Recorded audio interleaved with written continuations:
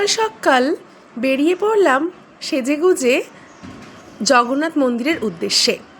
যাচ্ছি, একটু হালকা রোদ উঠেছে, তখন বাজে এই 6:30 পৌনে 7টা।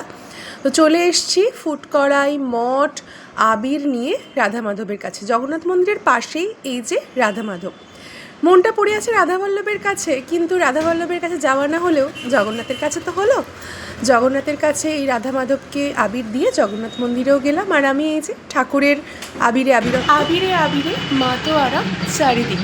আর এমনই একটা ক্ষণে আবির মাখতে কার না ভালো লাগে। আজ তাই সকালবেলা উঠে চলে গিয়েছিলাম জগন্নাথ মহাপ্রভুর মন্দিরের পাশেই যে রাধা মাধবকে বাইরে বের করা হয় দোল মন্দিরে, সেখানে প্রভুর চরণে আবির দিলাম। তারপর সেখান থেকে চলে গেলাম মহাপ্রভুর মন্দিরে, সেখানেও আবির দিয়ে প্রভুকে প্রণাম করে আমি অবশেষে প্রভুর চরণের আবিরে একদম ভূত হয়ে গেছি। সেই আবিরের বন্যায় আবিরত্ব পেয়ে চলে এলাম।